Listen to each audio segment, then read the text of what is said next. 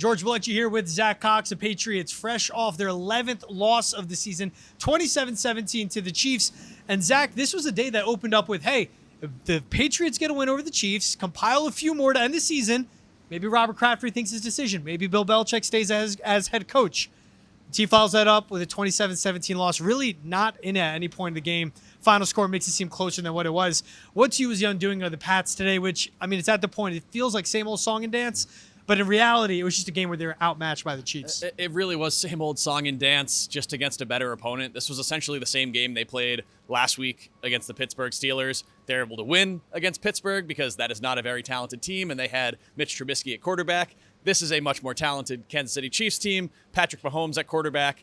When your offense just completely disappears in the second half, like the Patriots did in this game, really hard to beat an opponent like this. And obviously, Kansas City has been a little bit down this season. They're not the juggernaut that they've been in previous years, but the Patriots essentially played one good half of football offensively. And as soon as Bailey Zappi threw that interception that I believe was on the Patriots' first snap of the second half, set up a short field touchdown, 14-point lead for Kansas City. From that point, game was basically over. Yeah, it was all punts. One late touchdown from Kevin Harris is what gave us a final in this game. But Chiefs came out and dominated from front to back. Speaking about the defense, most points have led up since they led up 31 points against the Dolphins. J.C. Jackson was at the stadium today, was in the locker room pregame, did not show up at the bench at all, didn't play. Alex Austin starting and playing over him in that role. After the game, Dietrich Wise saying he expected JC to play just from seeing him in the locker before the game. Alex Austin didn't know he'd be starting until right before kickoff. And Bill Belichick punting. What do we know right now about the status of JC Jackson?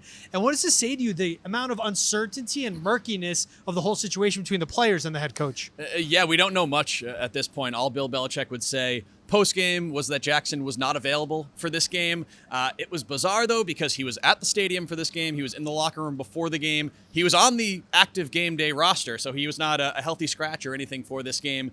You have to imagine if the Patriots planned not to play him, they would have made him inactive and would have made Shaun Wade active, because Shaun Wade, one of their depth cornerbacks, he was a healthy scratch for this game, so he wasn't even available to play for the Patriots. Alex Austin, the guy who ended up starting, is someone most Patriots fans probably don't even know. He made his Patriots debut last week. Coming in today, only had 18 career defensive snaps.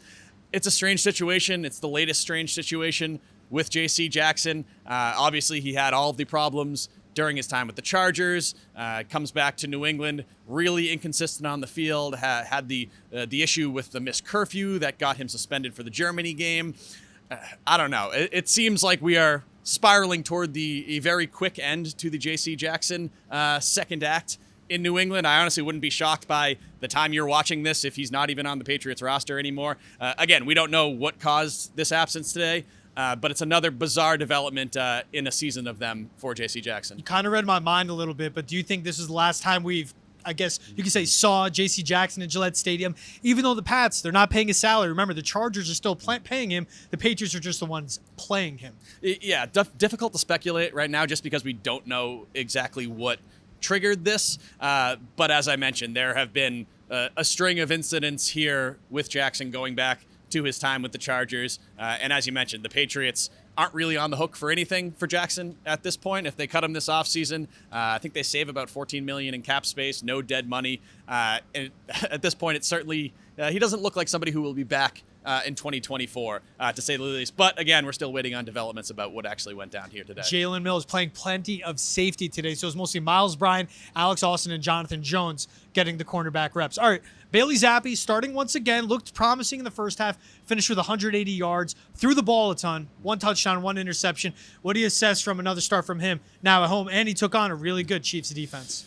More the same, a little bit. This was very similar to the game he played against Pittsburgh last week. As I mentioned off the top, he was very good in the first half. Had a great touchdown pass to Hunter Henry on 4th down, really fit it between 2 Chiefs defenders. Probably should have had another touchdown pass to Henry that got wiped out by a Connor McDermott holding penalty. Penalties, a real issue for the Patriots in this game. They had 5 of them that were all incredibly impactful. But then you come out of halftime, Bailey Zappi throws an interception that looked a lot like the ones we've seen from Mac Jones this season, and then thereafter didn't do much of anything offensively. You mentioned the Kevin Harris touchdown. That came on a short field after a Jelani Tavai interception.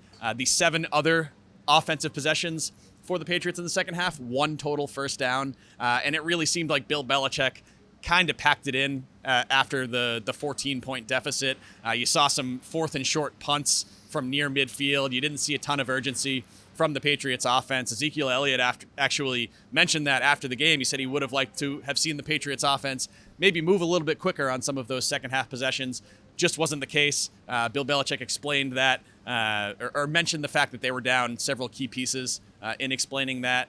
They were missing Trent Brown in this game, Ramondre Stevenson, Juju Smith-Schuster did not play in this game. And then, yes, Cole Strange, Connor McDermott, Hunter Henry all go down with mid-game injuries. So, yes, a very shorthanded Patriots offense, but it did seem like Bill Belichick basically sort of waved the white flag midway through the second half here. And you mentioned the success of Kevin Harris' touchdown. That came on an interception by Jelani Tavai. Credit to him. Good concentration, good ball skills to pick it off. That literally clanged off Kadarius Toney's hands. Perfect pass to him. Tony shining through for the Chiefs.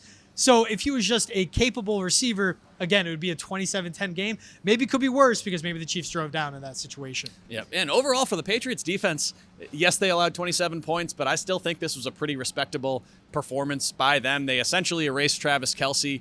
He finished with 5 catches, I believe 28 yards. On 11 targets. On 11 targets. He was a guy who obviously has been carrying the Chiefs passing game this season, given all the issues that they've had at wide receiver. But just a couple costly breakdowns. Rashee Rice, their rookie, had a really good game today. 9 targets, 9 catches, 91 yards, and a touchdown. I know the Patriots defense came out of this game pretty frustrated, thinking that they actually played a pretty solid game against Patrick Mahomes and this Chiefs offense.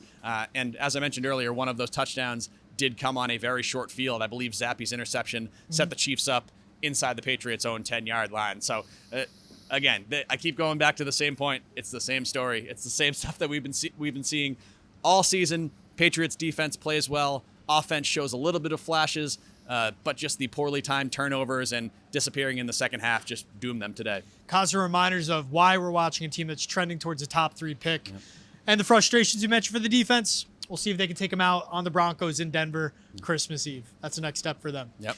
27-17 the final here at Gillette. George Bellecci here with Zach Cox. That's all recapping the loss to the Chiefs. As always, stay locked in. NESN.com, NESN YouTube, and NESN 360 for full coverage. PNC Bank, helping to make banking easier.